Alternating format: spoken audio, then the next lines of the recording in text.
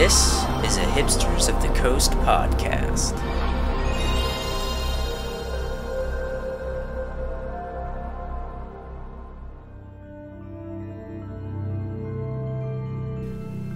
This Doom Travelers podcast is brought to you by Hipsters of the Coast, your destination for magic news, strategy, and entertainment.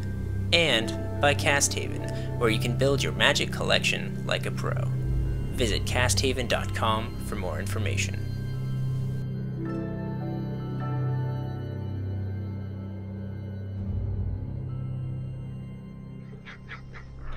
Alright, welcome to episode 7 of Doom Travelers, the weekly podcast where we talk about magic while playing Destiny.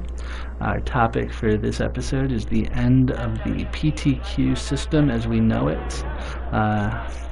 The final PPTQs will be held over the next weekend, and we are going to send them off properly.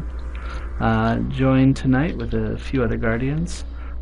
Starting to my left, Dave McNasty McCoy. We'll start with you, Dave. What are you going to miss most about PPTQs? I'm really going to miss the seasons. The delineation between 3 months of modern, 3 months of standard, 3 months of sealed, and just the practice and preparation and depth of format exploration that you get with, or that we had with the old old PPTQ system, and that we aren't going to get with the new PPTQ season.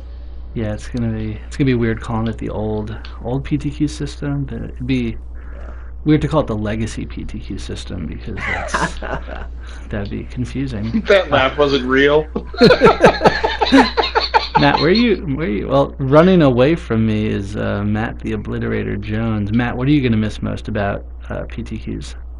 You know, not much. I'm so excited that you get to say PP a lot more now than you used to be able to say. That it's really hard to complain, you know? From the Beavis and Butthead School of Magic Tournaments. And last but not least is Rob, Proposal Colpitts. Rob, you are not a magic grinder. Have you ever played on a PPTQ? Nope. So let me ask you a different question. If there was a competitive Destiny match, would you prefer one huge free-for-all with like 50 Guardians, or a bunch of small free-for-alls that fed into another free-for-all with like 10 Guardians each? The 50 Guardian one, man. I'm Ground War. I want a Ground War with like 100 versus 100. Yeah, that's what most people want. So Rob, who has no idea, just voted for the legacy PPTQ system without even knowing it. So guys, hold on a second. Can I change it? I was just kidding about the PP thing. I do like saying PP a lot, but I also just got to say but. I prefer the legacy PPTQ thing because I really like taking big van trips with my buddies all across the tri-state area to go to these mini GPs that PPTQs used to be. Yeah, I think that's mini GP is a great description for what the PPTQs were starting to become. With well into the triple digits of players. Unfortunately, PPTQs, of course, were one-day affairs, and I think ultimately that was what caused their downfall to an extent, was the fact that these events were starting early in the morning, ending well into the wee hours of the night, and were becoming quite a burden for stores to organize. Why didn't they just cap them? And say that you can have 200 at the most or 150 at the most? That's a great question. I think they had made a conscious decision that they didn't want to have to turn people away, which is kind of strange. But they have to now on PPTQs. Yeah, exactly. But there's more PPTQs. That's for sure. Robert, you can't laugh every time we say PP, right? Yeah, its attendance was definitely one of the big driving forces. I'll never forget the first time I went to a 100-player tournament, and it was just crazy. The idea that this was going to be a 7 or 8 round Magic tournament with a cut to the top 8. But that's kind of what made it exciting, right? Was the endurance trial aspect of it. And I honestly think that a lot of the recent trends in Magic players talking about improving their health, for example, comes from the fact that PTQs were such an endurance trial that if you were not taking care of yourself physically and mentally, you really had no shot at lasting 9 rounds I hadn't even thought about that. We won't have to read very many of those articles anymore. That's pretty good. I think you'll still get them. After the 6th or 7th one, you're like, I get it. I should eat like people eat when they want to take care of themselves, and I should get regular amounts of sleep. I get it. That's true. Magic players aren't exempt from healthy lifestyles if they want to be healthy and feel good. PP. Also, this is the best map. I don't know if you guys know about this map, but it's by far the best one. I'm really excited that we get to start on this map. We often get to start on this map. I think it's just because we have you with us, Matt, and you're using your latent psychic powers to bring us here. My catch-up providing powers. Your catch-up providing powers, yeah. No, so anyways, PTQs, the classic PTQs, they're going away. I believe this is the last weekend. Matt, you're going to Philadelphia, yeah? To play in the I already have my bus ticket. And I think I'm going to play Abzan Aggro. And I don't even think anybody's going with me. I think I'm going solo. Oh man, which is sort of sad. I can't. There's 20-sided has a PPTQ, and I think a lot of people are going to that. And Abe Lusk will be there, but he's going down ahead of time with some group of younger people. And James Chang will already be there. So just me and a book on the way to PPTQ. Those trips to Philly are probably one of the biggest losses in this transition to PPTQs. PP. Yeah, the just the trips, the bus trips with a bunch of guys from 20-sided, and the Reading Terminal Market and a nice convention center didn't make you feel like you were in an airport hangar. Man, Philly, I'm really gonna miss the Philly PTQ trip.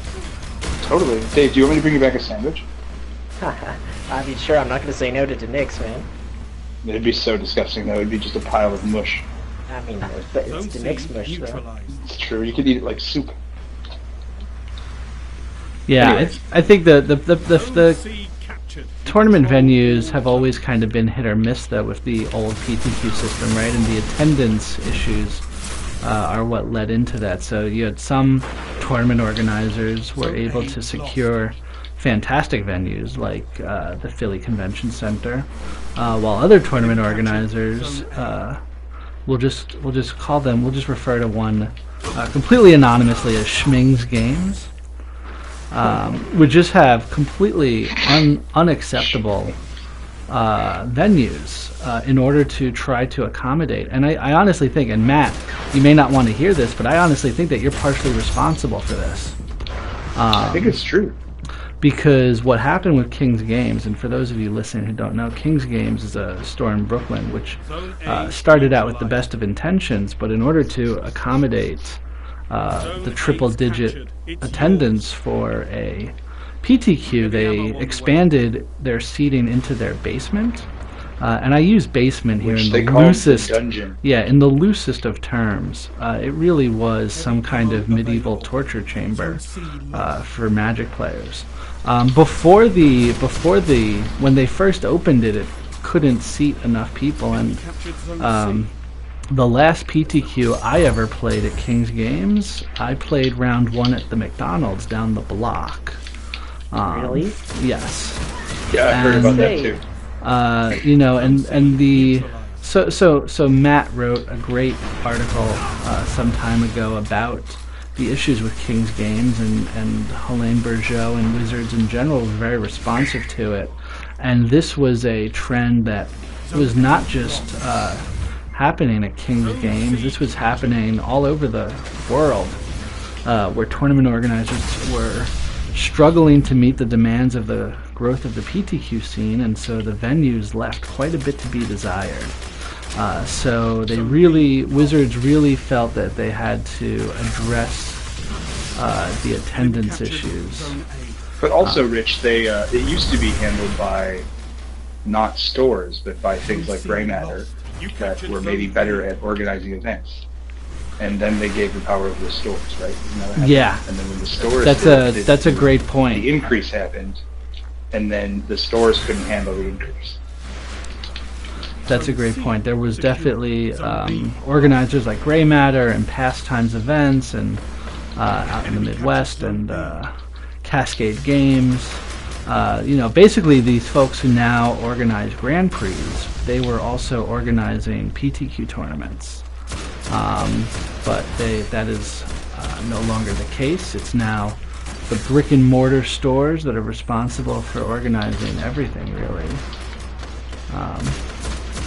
And yeah, so brick and mortar stores generally don't have access. I think Luis tried once, right? Luis tried Twice. twice. To did run one at Warsaw, which is a rock Oh club right, I / remember. event place I in remember the Warsaw. 3 Point. That one was pretty good, but there weren't that many people, so it was like not very cost effective. Yes. And then he did one at the craft pottery place across the street, and that also wasn't very. It was just too many people, so it was the opposite one that he had.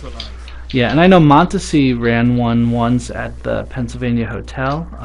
Ran two at the Pennsylvania Hotel. They both went pretty well. But apparently they lost a bunch of money too. Yeah. But they lost a bunch of money. Yeah, obviously we have a bit of a unique situation being in New York City, but I'd imagine tournament organizers, aka brick and mortar stores all over the country, must have been having issues, and Wizards clearly had to do something about the attendance problems. So Wizards kind of laid their own set their own bed here by taking away the ability for large tournament organizers like Gray Matter Events to run these tournaments, but then the stores that they gave the responsibility to could no longer handle the burden of having so many players in a single tournament. So everyone's at fault for where we ended up, which was that PTQs were simply too big. So they're going away, but they're not. The experience isn't necessarily going away, because the idea of the mini Grand Prix is something that's really being embraced now by Star City Games. And the Star City Games Open Series is now a 2-day affair, and it's really maybe what the PTQs could have been if they had still been run by large tournament orders like Gray Matter Events. Of course, Star City is a pretty large tournament organizer. Do you guys think that, Dave, do you think that PTQs could have been 2-day affairs? I don't think that's outside of the realm of possibility. I mean, they were getting there. I mean, you say you can't forget the day that you went to a PTQ with 100 people at it. I can't remember the last time I went to a PTQ. It wasn't on a holiday weekend, Thanksgiving weekend. It was under 150 people. There were always 8 or 9 rounds, and that is just impossible to sit through. It's basically a GP day one. Yeah. They should have split them into 2 PTQs, like they're doing with GP Vegas. Yeah. I mean, you could do that. You could have split those tournaments into 2 PTQs just right. co-located. But I'm not sure. Like the thing is, making it a 2-day tournament makes it a logistical problem for people who know that they're probably not going to make that day 2. Like you're going to have to get more than just 150 or 200 people to justify the day 2. And I think one thing that this shift to PPTQs and the regional PTQs is doing is it's establishing the logistics of a 2-tiered system. So you go to one smaller tournament that hopefully is 6 rounds, maximum 7. And then if you win that one, you get to travel to what I think they've called, or I think they've actually said that they want the regional PTQs to be like mini GPs, with days, with 2 days and events on both days. even side events Really? and that kind of stuff. If you scrub out, yeah, they've said they want to make these like celebrations, Magic celebrations. So, they seem like they're trying to move in that direction, and rather than just turning the old PTQ system into a 2-day system, they seem to have decided to concentrate these mini GPs. So instead of making every PTQ a mini GP, reduce the number of PTQs and make those mini GPs, and then just increase the number of the qualifying tournament to get to the mini GPs. Don't they also want to keep Pro Tour attendance lower, or like maintain control of the amount of people? Yeah. They want to keep the Pro Tour, from what I've heard, around 300 people. Like they think it's a little too big right now. So Pro Tour Fate Reforged was 407 players. That's too many people. And about half of that were qualifiers from PTQs. About 200 players come in from the PTQ system, and in the future that number is going to go down significantly for the RPTQs, which we won't get to that until I think the first Pro Tour that's going to be fed from RPTQs is going to be Vancouver, which is I believe it's the Pro Tour for Blood. Yeah, I think that's July. Bravo team. No, I thought Vancouver was in the summer. It's either Vancouver or Milwaukee. Capture and defend. Maybe it's Milwaukee. Whatever it is, I believe it's... Yeah. Go ahead. No, what? Could you imagine being lucky enough to spend your Pro Tour in Milwaukee? Oh, so beautiful. I was shocked when that announcement came that there was going to be a Pro Tour in Milwaukee. Guys, play the game, travel the world, travel to Milwaukee. Yeah, we can have a whole nother podcast one day on the play the game, see the world. Lost the lead. You captured Zone B. But no, so it's the attendance all over the place, and obviously the game is growing constantly, right? So attendance is going to start to become an issue. And Wizards clearly understands that it's their responsibility to handle attendance growth in a reasonable manner. And making the Pro Tour more exclusive, I think, is a great idea. But there needs to be improved support at the amateur level then. Through events like the Star City Open Series and events, other amateur circuits like the TCG Players events, and also this stuff needs to really start expanding out to Europe as well. So I think it's the logistics of these tournaments is the real problem. Not the real problem, but it's the real challenge that Wizards is trying to address. Logistically, it became too much of a burden for small stores to run large PTQs. So the question is, logistically, can they run these smaller PPTQs? And I think that's a question that we're still going to see whether or not it gets answered. The first season of PPTQs is wrapping up this weekend as well. There won't be any changes for the second season, which is a bit surprising. I think they're waiting for the first round of RPTQs to run their course before they make any decisions on changes. Which is smart.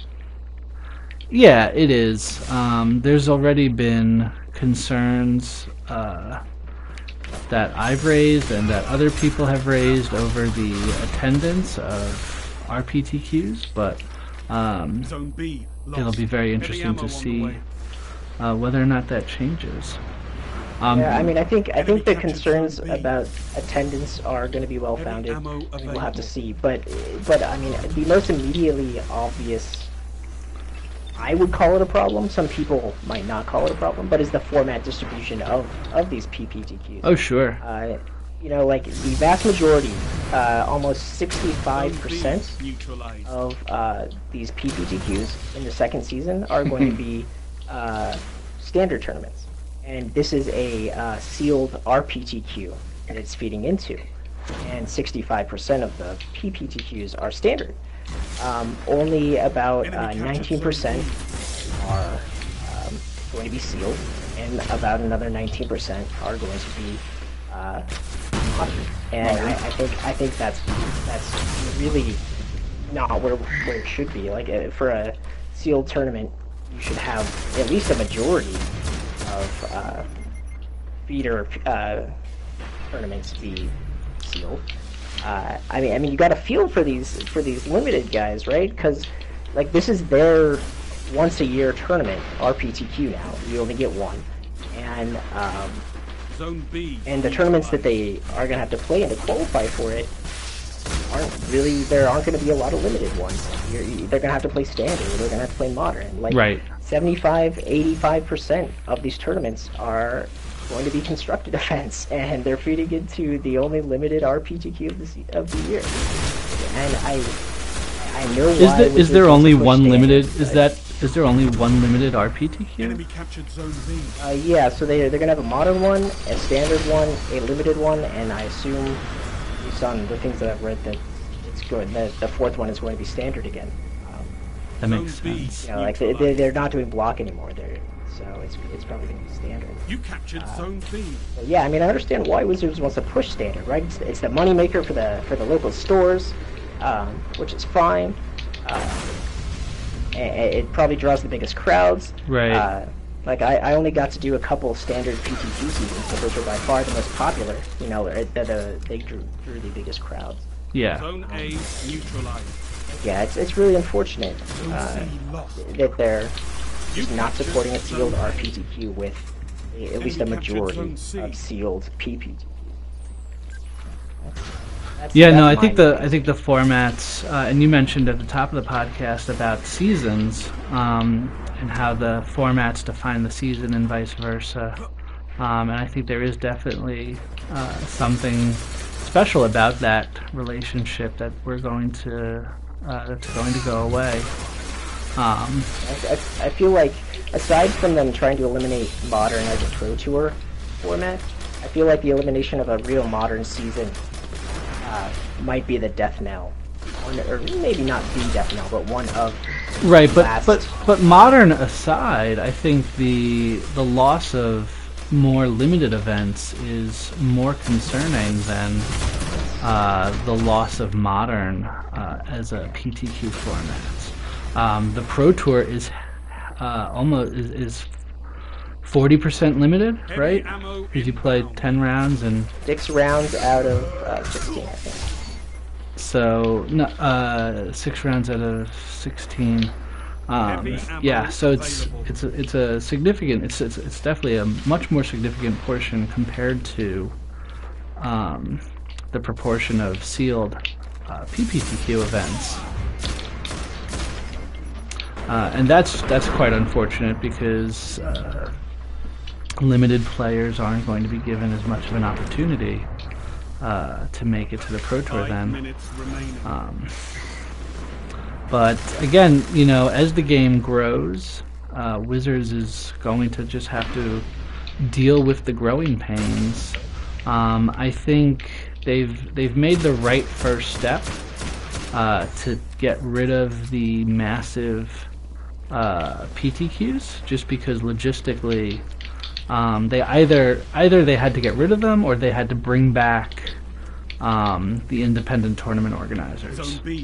And I think it was clear that they wanted the stores to take the reins on running tournaments. They don't want independent tournament organizers to... they might not even want the independent tournament to exist at all. It seems like they don't want them to exist at all. Which is fine, because independent tournament organizers don't sell cards. Stores do. So that makes perfect sense. God, I hate capitalism so much. So, you know, it's just a growing pain of the game, and I think over the next few years, I hope we really see more evolution in the tournament system, with more growth in the amateur tournament space, with things like the Star City Open, and other tournament series. But speaking of the growth of the games, we only have a few minutes left in our Crucible match here. I'm gonna, we said goodbye. PTQs are gone. The future is here.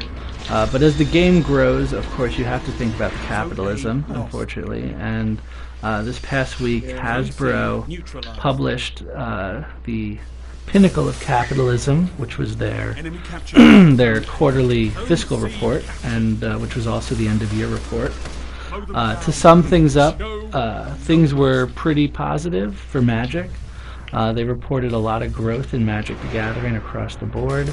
More players, more events, more money coming in, more digital support. But Hasbro as a company had a bit of a loss. But I think the big thing, and the one thing I want to get your opinions on, is they've said they're going to invest more in the online products. Whether that means Magic Online or Duels of the Planeswalkers, there's going to be a bigger investment made to try to get people playing digital Magic.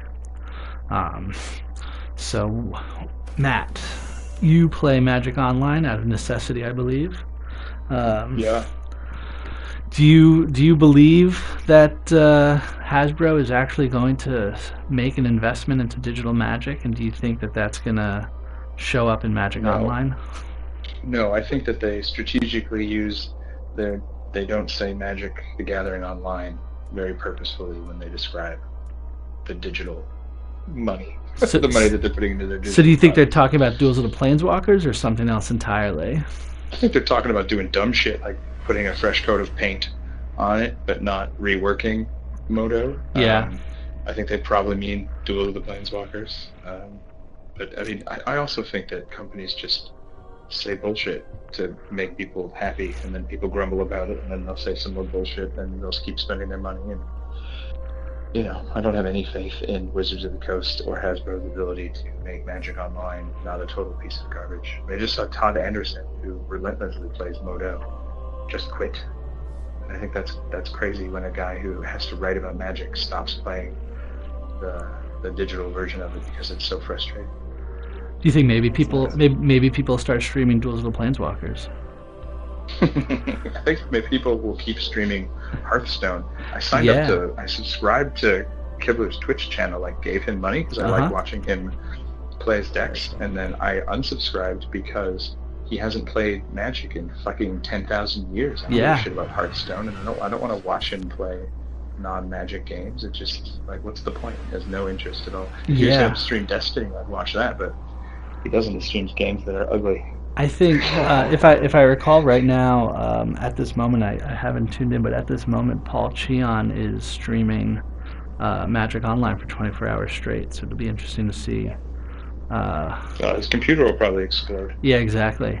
Dave, what about you? You think there's any hope for Magic Online, given Hasbro's claim that they're going to invest money in digital Magic? I mean, I think Matt's absolutely right. Yeah. They don't use Magic the Gathering Online intentionally because they probably aren't investing very heavily in it. You streamed tonight, didn't you, Dave? What was the No. experience I hung out with Dan and Kadar and Gabe and a few other guys. But you were playing Moto, Very poorly. right? Yeah, it was miserable. But I mean, it was Magic. So. Well, that's the thing. You can have this shitty experience because of the shitty interface, but at the end of the day, it's still Magic the Gathering, which is this fantastic game. So it's terrible. They're giving you really shitty crack, but it's crack. It's very true. It's a terrible product. We all know. I mean, we're preaching to the choir here if you're listening to this podcast. But Magic Online is a terrible product, but the game is so good that people come back for more. Addiction is a strong thing, but people want to play Magic. They want to play it a lot, and if Magic Online is the only option they have to play competitive Magic in a digital format, then that's what people are going to do. and Hasbro. You know, and I'm a drug addict, alcoholic. I understand addiction recovery, and you need to hit a bottom. And Magic Online has not hit a bottom yet. It's still, you know, it's all the players keep sustaining this thing that's a piece of shit. They're just enabling wizards to make a terrible, terrible, terrible product because it's all they have. That's all the players have to play this game. And until, like, there should be a fucking protest where everybody just stops. We all just stop. So it's how amazing would that be? I mean, it's never going to happen. We're all crack addicts don't just stop, but not all together. It'll be a very interesting day if the Magic community does finally take up Todd Anderson's banner and just start quitting Magic Online in droves, and especially if they start leaving for things like Hearthstone, which I enjoy. Hearthstone, I enjoy playing it. I enjoy watching. I enjoy watching Brian Kibler talk about Hearthstone, but I don't write about it. We're not podcasting about it because Magic is a superior game, but it's going to get to a point where it just no longer makes sense to play Magic Online. And at that point, I wonder if we could organize a one-day strike where we all just stop playing for a day, or like a significant portion of people, you know, so they had to address the problem. Like, we were making it very obvious. Well, we'll see what we can do, and that can be a topic for another podcast. Yeah, I'm really stoked on it now. I kind of want to. Alright, well, we will leave that here as we finish up this round in the Crucible. We won 2 rounds. That was nice. We crushed. We are crushing this round too, but the rest of you aren't going to get to see it. I predict victory. Yeah, well, so I can focus on this, how do I turn the stream off so I can focus on this Crucible match? Ammo available. Come on, share it together. Share button.